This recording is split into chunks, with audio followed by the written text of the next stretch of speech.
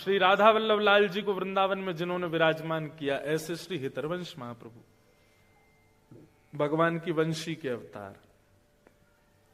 हरिवंश महाप्रभु के चरित्र में एक बहुत सुंदर लीला आती है कि जब आप छोटे थे ना, तभी से आपका नियम था, प्यास लगती थी तो वही पानी पिएंगे जो ठाकुर जी को भोग लगा हो।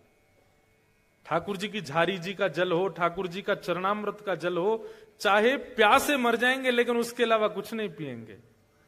और भूख लगेगी तो वही पाएंगे जो ठाकुर जी को पधराया जा चुका है। उसके अलावा चाहे दुनिया के बहुव्यंजन सामने रख दिए गए हों, भूखे सो जाएंगे लेकिन ठाकुर जी की वस्तु लिए बिना नहीं सो। एक बहुत सुंदर लीला सुना है। एक बार हरिवंश बालक थे, छोटे बालक है, जैसे बालक खेल रहे हैं ऐसे छोटे छोटे बालक थे। तब से उनका नियम था कि उनके पिताजी के जो सेवा के ठाकुर जी थे वो पूरे दिन उनको ही देखते रहते थे। पूर्व जन्म का उनको याद रहता था कि मैं निकुंज की एक सखी हूं, वंशी सखी, वंशी अली। तो अब बालक को तो कभी भी भूख लगाती है, तो हरिवंश महाप्रभु की माता जी को इतना भोग रखना पड़ता था ठाकुर जी के आगे कि बालक को कब भूख लगावे, और कुछ पाते ही नहीं थे ठाकुर जी के प्रसाद के अलावा। लेकिन एक दिन हरिवंश बालक को रात्रि अर्धरात्रि में रोने लगे, सोते सोते। माता जी पिताजी के बीच में सो रहे थे और सोते सोते रोने लगे। माँ पिता उठ गए, क्या हुआ बालक, क्या हुआ क्या हुआ, क्यों रो रहे हो? भूख लगी है। उनके पिताजी व्यास मिश्र तुरंत अपनी पत्नी से बोले, देवी लाओ कुछ खिलाओ। बोले, अरे कुछ खिलाओ, जानते नहीं हो आप ये बिना भोग लगाई कोई वस्तु पाता नहीं है। तो बोले रात्रि का कोई, बोले वो सब रात में पा चुके हैं सब लोग, अब कुछ ऐसा है नहीं, सब अमनिया है। अमनिया जिसका भोग ना लगा उसको अमनिया कहते हैं, सब अमनिया है, ठाकुर जी का भोग कुछ भी नहीं है अभी। लेकिन छोटा बालक रोए, अब उसके आगे कौन से वेद शास्त्र जिद चलती है। तो व्यास मिश्र जी बोले, सुनो अभी नींद में है, रो रहा है, इसको क्या पता, कुछ भी ले आओ, धर दो सामने। तो माता जी गई, कुछ ला करके हरिवंश बालक के आगे रख दिया। तो हरिवंश जी ऐसे लेकर के देखने लगे। तो माता पिता बोले, क्या देख रहे हो? बोले, इसका भोग तो लगा नहीं है। तो व्यास मिश्र जी बोले, तुमको कैसे पता कि भोग लगा कि नहीं? बोले, जब भोग लगता है तो मैं देख लेता हूं, ठाकुर जी की दतुइयां गड़ी होती हैं उसमें। मतलब सेवा व्यास जी करते हैं, उनको नहीं पता कि भोग में ठाकुर जी की दतुइयां गड़ी हैं। उनके बालक हरिवंश जी को पता है कि ठाकुर जी ने भोग लगाया कि नहीं। रोने लगे, रोते रोते। अब माता पिता चिंता में, रात में ठाकुर जी को थोड़ी उठाएंगे बालक के लिए, ठाकुर जी तो सो रहे हैं। लेकिन रुदन की आवाज हमारी किशोरी जी ने सुन ली।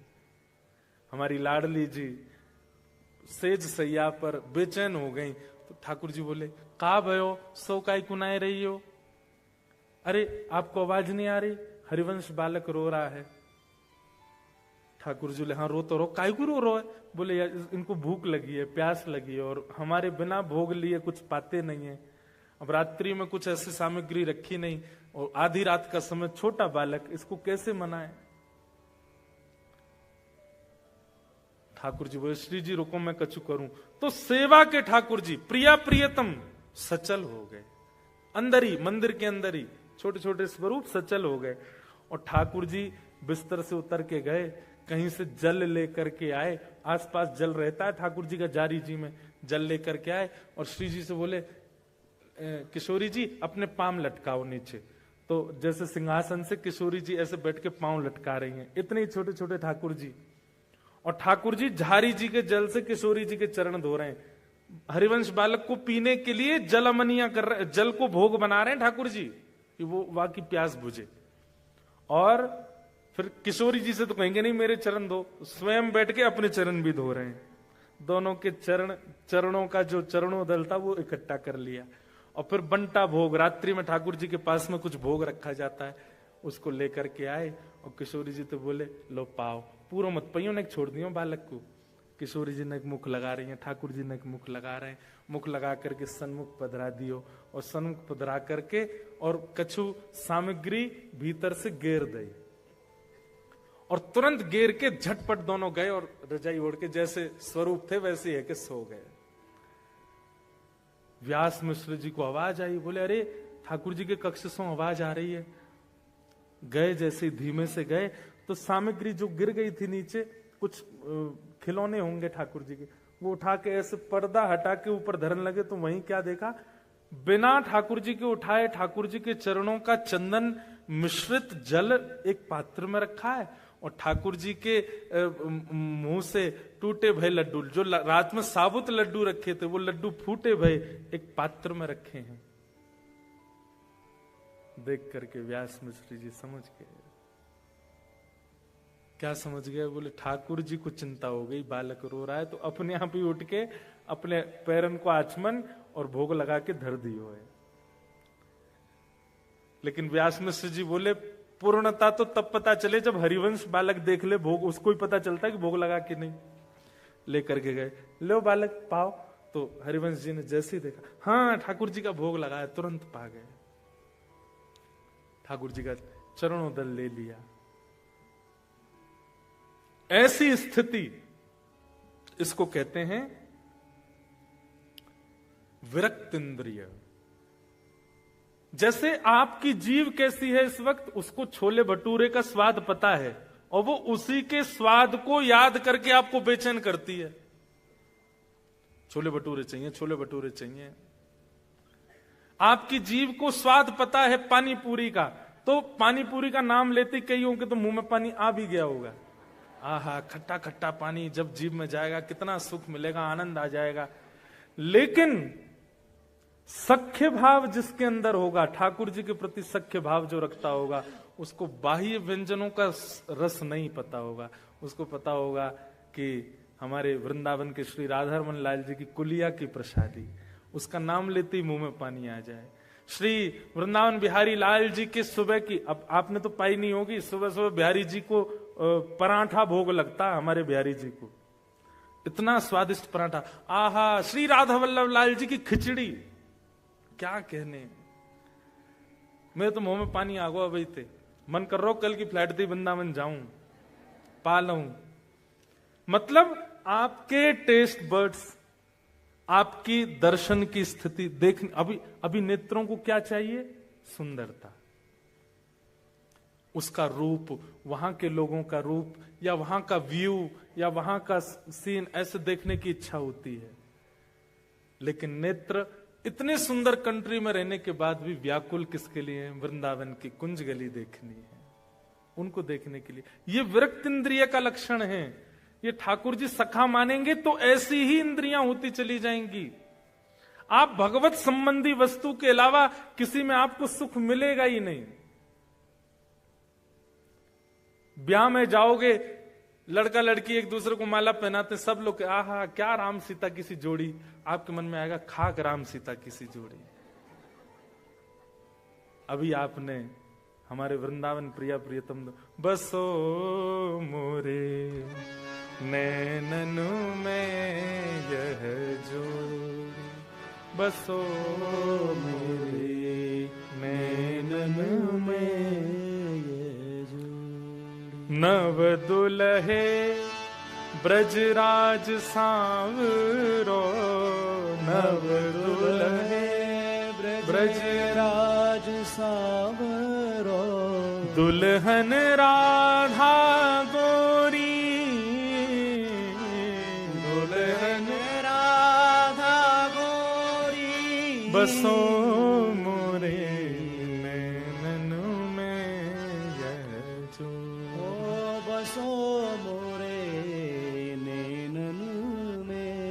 हित हरिवंश करीन्यो छावर, हित हरिवंश करीन्यो छावर, चिरजियो यह जोरी,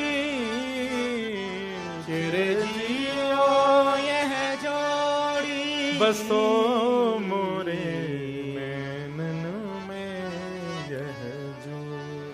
बसो मोरे नैनन में यह जो। तो हम क्या निवेदन कर रहे थे? सखा के 3 लक्षण होंगे। पहला विरक्त इंद्रिय, उसकी इंद्रियां केवल कृष्ण रस चाहती हैं। दूसरा प्रशांत, भगवान का सखा कम बोलने वाला हो, ज्यादा बोलने वाला नहीं, मतलब बाह्य चर्चा ज्यादा ना करे, कम बोले, थोड़ा मौन रहे, शांत रहे। ठाकुर जी को शांत व्यक्ति बहुत प्रिय है। ठाकुर जी को बोलने वाले प्रिय क्यों नहीं है? ठाकुर जी खुद ही बोलता रहेगा, मेरी सुने कोई ना। मुंह को तो सुनवे वारो चाहिए, जो खुद शांत रहे, मेरी सुने। हमारे ठाकुर जी बोलते क्यों नहीं है? हम बोलवे को अवसर ही नहीं दे रहे उन्हें, हम ही बोलते रहते हैं। तो प्रशांत आत्मा। और तीसरा जितेंद्रिय, अपनी इंद्रियों को जिसने वश कर रखा है, जीत रखा है, उसकी इंद्रियां अपनी इच्छा प्रकट नहीं करती, वो जो चाहता है इंद्रियां वही करें, ऐसी स्थिति जिसकी। ये 3 लक्षण जिसमें आ जाएं वो सख्य। सखा ठाकुर जी का बनना है तो 2 ही उपाय हैं, या तो ये 3 लक्षण अपनाओ या फिर गुरु के प्रति दास्य भाव रखो। गुरु कृपा करके ठाकुर जी को सखा बना देंगे। और नवदा भक्ति का अंतिम भाव है आत्मनिवेदनम। आत्मनिवेदन मतलब हमारे ब्रज में एक पद गाते हैं, ठाकुर जी के शयन में हम रोज गाते हैं। रसिक प्रीतम हित चित की बातें, रसिक प्रीतम हित चित की बातें, श्री गिरधारी जी सो कहिए, श्री गिरधारी जी सो कहिए, तलहटी गोवर्धन की रही, तलहटी गोवर्धन। आत्मनिवेदनम का मतलब क्या है? जैसे आप लोगों ने अनुभव किया होगा, जैसे किसी दिन मन भारी हो जाता है, आप क्या करते हो? आप बहुत बेचैन हो। अब आपको पूरी दुनिया में एक ही व्यक्ति दिखता है जिससे आप बात करके मन को हल्का कर सकते।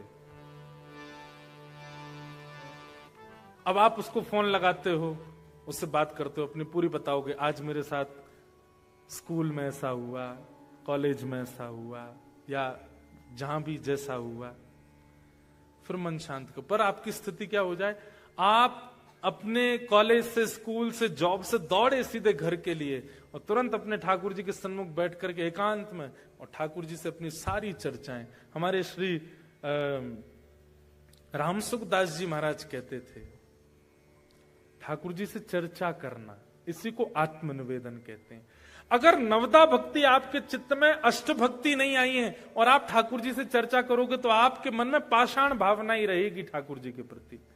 लेकिन अष्ट भक्ति अगर आपके चित्त में प्रकट हो चुकी है, उसके बाद जब आप नवम भक्ति प्रकट करोगे, ठाकुर जी से अपने हृदय की चर्चा करोगे। नाथ कुछ नहीं करना, केवल यहां से प्रारंभ करना। कैसे?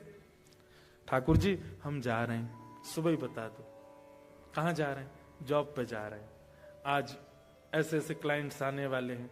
एक बात बताएं, घपला भी करने वाले हो ना, वो भी बता के जाओ। सही बता रहे हम। एग्जाम में चीटिंग भी करने वाले हो ना, तो वो भी बता के जाओ। ठाकुर जी पीछे वाला मेरे जो रोल नंबर होगा ना, उसको ज्यादा आता है, मैं उससे पूछूंगा थोड़ा बहुत, 1-2 क्वेश्चन पूछूंगा, तीसरा नहीं, ज्यादा नहीं, हाँ सब बता जाओ ठाकुर जी। जो आप माता पिता को भी नहीं बता के गए हो वो बता जाओ। आपके जॉब से रिलेटेड हो, आपके कर्म से रिलेटेड हो, आपकी पढ़ाई से रिलेटेड हो, आपके संबंधों से रिलेटेड हो, आपके दिनचर्या से रिलेटेड। आत्मनिवेदनम। आत्मनिवेदन के 2 भाव हैं। पहला भाव तो ठाकुर जी से चर्चा, पूरे दिन की बातें बता जाओ, आज क्या क्या करने वाले हो, और रात्रि में आकर के फिर पूरे दिन का फिर बताओ, आज क्या क्या किया, वहां गए थे, ऐसा हुआ, यहाँ पे हमको लॉस हो गया, उसने मेरे को ऐसा बोला, ऐसा हुआ, नाथ अब ये ऐसा ऐसा करके मैं आ गया, बाहर मैंने क्या खाया क्या पिया ये भी बता दो। हमारे श्री रामसुखदास जी महाराज सामान्य व्यक्ति नहीं थे। भारत की संत परंपरा के धरोहर यदि कहें तो कोई अतिशयोक्ति नहीं। वे कहते हैं कि अपने घर से जाते समय और घर को लौट के आते समय अपने ठाकुर जी से वार्ता जरूर किया करो, और एकांत में, किसी को पता ना चले, बोलो। एक दिन वो आपका नियम ऐसा बन जाएगा कि ठाकुर जी के सन्मुख जब आप आत्मनिवेदन करेंगे तो ठाकुर जी उसका प्रत्युत्तर भी दिया करेंगे। दूसरी बात, आज आप पहले ही बता के गए हो मैं क्या घपला करने वाला हूं, क्या गलत करने वाला हूं, किस पर क्रोध करने वाला हूं, किस पर रोष करने वाला हूं, अपने दोष पहले ही बता करके गए हो, तो जब उस दोष की स्थिति में पहुंचोगे ठाकुर जी कंट्रोल रखेंगे कि वो दोष अतीत में ना हो जाए। अर्जुन ने महाभारत युद्ध का विजय इसलिए बन गया क्योंकि वो एवरीथिंग क्लियर थी उसकी ठाकुर जी के आगे। ठाकुर जी को सब पता था। अर्जुन अपनी इच्छा से कुछ कर ही नहीं रहा है, पहले ही बता दे रहा है ठाकुर जी को, और फिर बताने के बाद ठाकुर जी से कहता मैं ऐसा सोच रहा हूं, अब कंट्रोल आपके हाथ में। सेनयोर भयोर मध्य रथम स्थापयमेच्युत, मेरे रथ को ले जाइए बीच उभय सेना में ले जाकर खड़ा कर दीजिए, मैं ऐसा ऐसा करना चाहता हूं, बाकी इच्छा आपकी चलेगी। करिष्ये वचनम तव, आप जो कहोगे मैं वो करूंगा। आपने अपनी भावना बता दी, अब ठाकुर जी की जिम्मेवारी है उसमें क्या उचित क्या अनुचित ठाकुर जी करवाएंगे। ये आत्मनिवेदन है। आत्मनिवेदन का दूसरा रूप क्या है? ऐसी भावना चित्त में धारण करना कि ये देह केवल माध्यम है, इसके भीतर जो आत्मा बैठी है मुझे उसका उद्धार करना है। समझ रहे हैं मेरी बात को?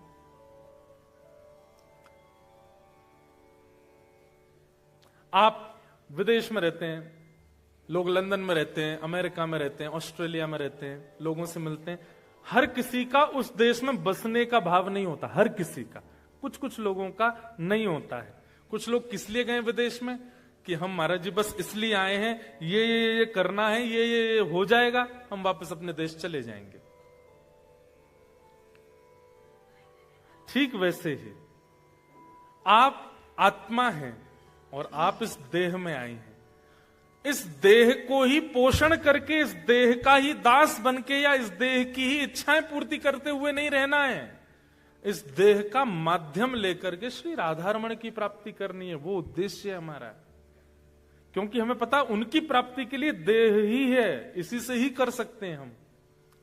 हाथों से करताल बजा के, पैरों से प्रदक्षिणा करके, नेत्रों से देख करके, कानों से सुन करके, मुख से गा करके, हृदय से सद्भावना रख के, बुद्धि से सत्क्रिया करके हमको केवल इस आत्मा को परम तत्व में विलीन करना है। इसको कहते हैं आत्मनिवेदनम। अपनी आत्मा का ठाकुर जी के प्रति, अभी तक आपने लड्डू निवेदित किया, भोग निवेदित किया, 56 भोग निवेदित किया, फूल माला निवेदित की, पर अब आत्मा निवेदित है, मैं आपका हूं। बस इसको आत्मनिवेदन कहते हैं। तो आत्मनिवेदन के दो स्वरूप हैं। एक स्वरूप तो चर्चा, वो भक्ति का स्वरूप है, और आत्मनिवेदन का दूसरा स्वरूप कल्याण का स्वरूप है। ठाकुर जी के सन्मुख ये भाव रखना कि नाथ, देह तो माध्यम है, वास्तव में इस देह के माध्यम से प्राप्ति आपकी करनी है आत्मा को। मैं तो इसका केवल सहारा ले रहा हूं, खा करके, देख करके, सुन करके, चल करके, फिर करके, बस। ये प्रवचन में तो अच्छी लगती हैं बातें, पर क्रिया में कोई नहीं करता। क्रिया में मत कीजिए। वहां आप जो कर रहे हैं वही कीजिए, जो खाना खाइए, जैसे, पर मन में ये बात रहनी चाहिए आपके कि देह से मैं खा जरूर रहा हूं, देह से मैं भोग जरूर रहा हूं, देह से मैं करता हूं, पर ये मेरा उद्देश्य है नहीं। उद्देश्य भगवत प्राप्ति, इसी को आत्मनिवेदन कहते हैं।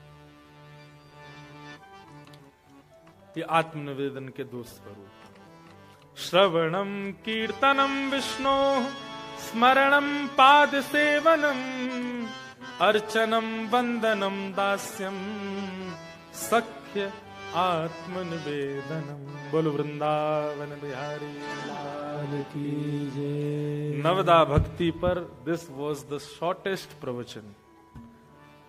ये सबसे कम था। 9 दिन भी बोला जाए तो भी नवदा भक्ति पर कम होगा। अच्छा, एक नवदा भक्ति का एक स्वरूप और है, पता है? नवदा भक्ति के सतयुग त्रेता द्वापर में कौन कौन आचार्य हुए जिन्होंने इन भक्तियों से भगवान को प्राप्त किया, फिर उन पर प्रवचन होता, वो और अद्भुत होता। श्रवण भक्ति के आचार्य कौन है, कीर्तन भक्ति के आचार्य कौन है, पाद सेवन भक्ति के आचार्य कौन है, फिर उन आचार्यों पर चर्चा चलती। तो वो तो बहुत बृहद प्रसंग है, पर एक शॉर्टेस्ट प्रवचन नायरोबी में आज नवदा भक्ति पर पूर्ण हुआ।